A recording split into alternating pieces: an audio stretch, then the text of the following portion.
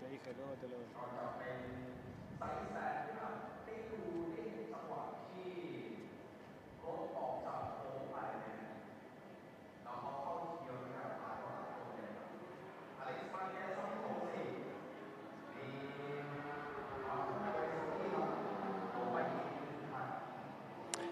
'Welcome to the Sweatbox, ladies and gentlemen. You join us back live at the Chang International Circuit in Buriram. This is day 2 of the Buriram test, the final day, aka D-Day, Decision Day, ahead of the first Grand Prix of 2025. Two very sweaty Yorkshiremen with you, Lewis Sotheby and Jack Appleyard, out here in 35-degree heat, but that's not going to stop us bringing you the very latest from this Buriram test, because as I said, Jack, it is Decision Day, and some key decisions have already been made. Yeah, in particular in the box of the World Champions. We've spoken about it throughout pre-season. It has been the big storyline that we've been following on these midday lives, in after the flag, day by day, updating you on Ducati's decision on whether to discard all of their efforts that they've done over the winter months when it comes to the 25 engine, the 25 chassis, the 25 aero package. Decision has been made on 2 of them.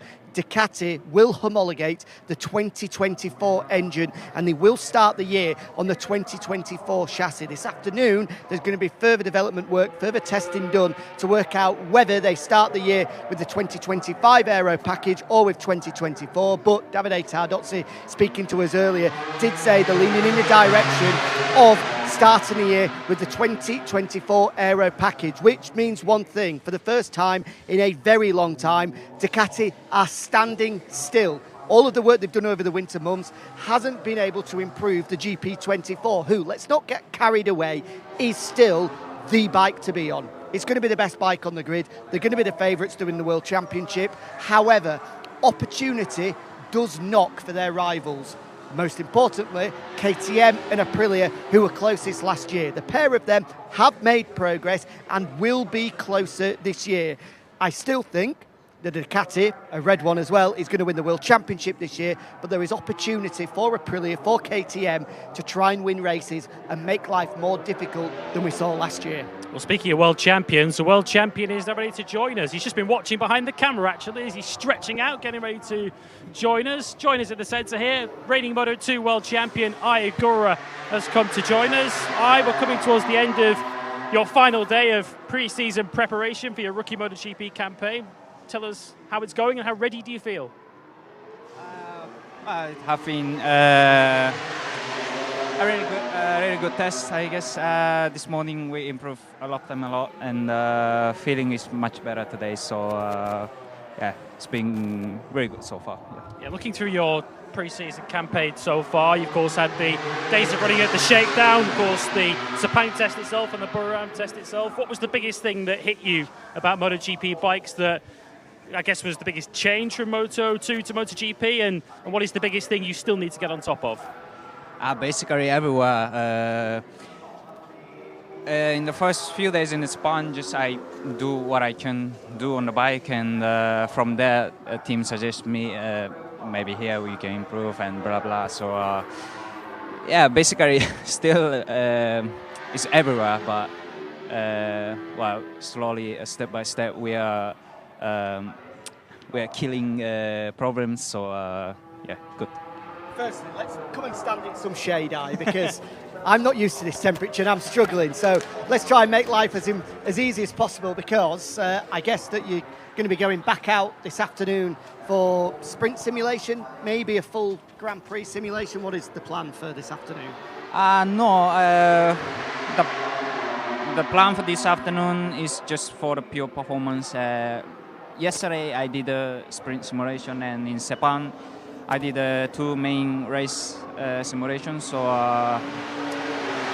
yeah, now I think it's time to focus on the pure performance, like this morning, just for the lap time. So yeah, tomorrow the plan for the afternoon is same as this morning. So yeah. It's been 8 very long days, I imagine, of riding a MotoGP bike in these testing conditions as well. So with round 1 now in full focus, how ready do you feel for the start of the year? No, I'm well. First of all, I'm not a big fan of cold conditions. So for me, it's fantastic to test in Japan and Chan. So yeah, it's really nice to have 8 days in Asia. And well, as I said, I think I think we prepare good. We did a lot of things during the 8 days. So yeah, but till first race is finished, I can't see anything. I mean, after the first race, we can see a better picture. So yeah, just let the first race come to me, and we'll see. Yeah. Of course, last time you were here, less than 6 months ago, you were winning the Moto2 World Championship. How different is your life now as a world champion and as a MotoGP rider? You're, of course, the sole focus for Japan now in MotoGP. How has your life changed in the last 6 months? To be honest, there's nothing changed. My racing life is struggle. It's my job is to improve every time. So to be honest, I feel nothing different. I have to say, you always seem remarkably calm when you're speaking to the media. Anything that goes into your MotoGP lifestyle now, is that just the way you are? Are you perhaps more nervous under the surface than it looks, or are you genuinely just taking it all in your stride and pretty calm about everything? You have I think I'm smiling much more now than before, and I'm adapting well about that things. Well, good. Yeah, it's nice to see you smiling, Ai, but we know that as a personality, you're a unique one, and it's great to have you on the grid. Let's talk about riding this MotoGP bike then. From what you've been saying to us, the biggest challenge right now is getting that performance out of braking. Here in particular, all about the first half of the lap anyway, hard braking. Just talk us through the challenges you're facing when trying to get these bikes stopped from 360 kilometers an hour down to 60.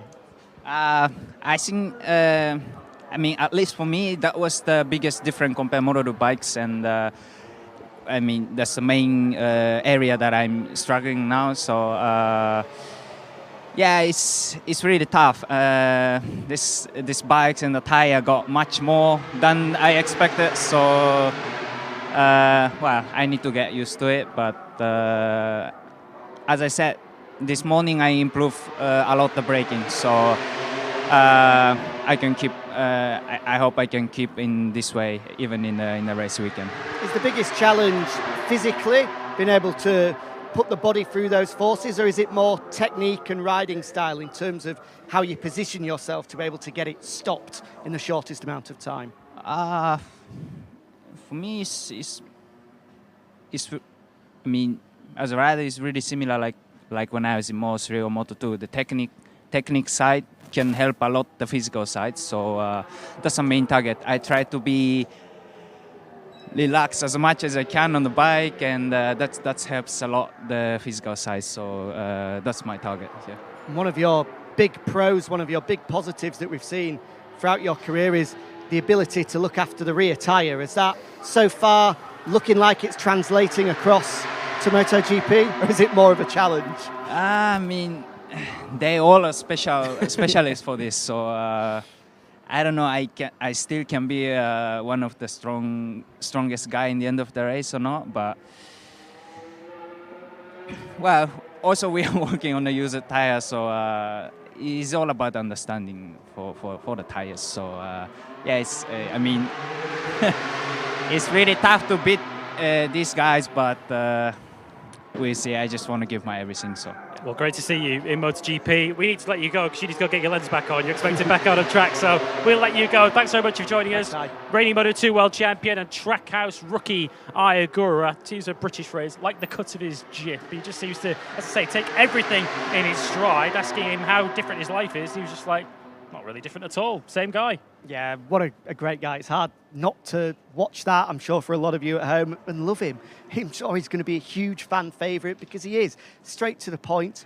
he's very calm about how he operates, not only with us, but in the box as well. All of the Aprilia personnel, even the real high-ranking Aprilia guys, have been so impressed with his way of working throughout the couple of days of shakedown. They've seen it before when a rookie comes in with that adrenaline rush of being on a MotoGP bike for the first time. They'll come and sit down in the box and you can't shut them up. The total opposite. One of the Aprilia guys we were speaking to said he was there and bared witness to someone walking across to him after he just came in, just to try and get an understanding of what he was thinking, what he was feeling. And he just went, give me a moment. He just had to sit with his thoughts, try and process them, and then when the moment was right, he would go and explain everything. And looking at the timesheets today, very, very impressive. Marco Bezzecchi has set the fastest ever Aprilia lap around this place. He's only half a second away from the all-time lap record at a place that has been Aprilia's kryptonite. Ai Ogura is only 2.5, 3 tenths behind him on only his second day ever riding a MotoGP bike here.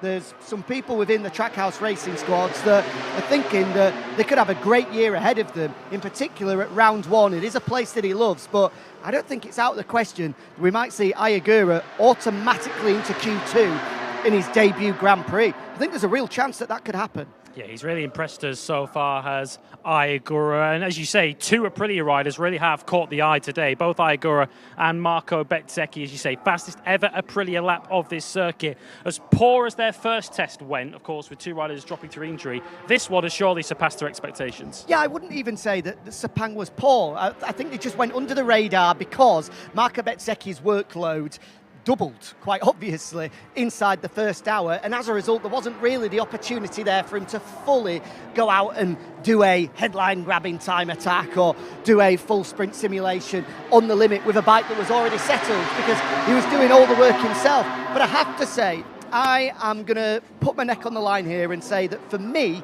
Marco Bezzecchi has been the most impressive rider of everybody during this pre-season. It would have been very, very easy for a young rider becoming a factory rider for the very first time when his new teammate, the world champion, is out after only 14 laps, to suddenly lose his concentration, lose his focus, for the task to feel too big. Suddenly I'm having to do all of this by myself and carry the weight of this company on my shoulders. But he's gone about it in such a methodical manner, day after day, hour after hour, making progress, making the right decisions, it seems, as well. I can only sing his praises highly enough, because I think he's been absolutely magnificent as Marco Bezzecchi, and Jorge Martin is going to have to shake his hand very firmly when he comes back, because the work he's done has been brilliant to put Aprilia in a position where they really can compete this year. Just look at that lap time. As we've said, at a place where they have struggled in the past, Bez is right there, and on race rhythm as well.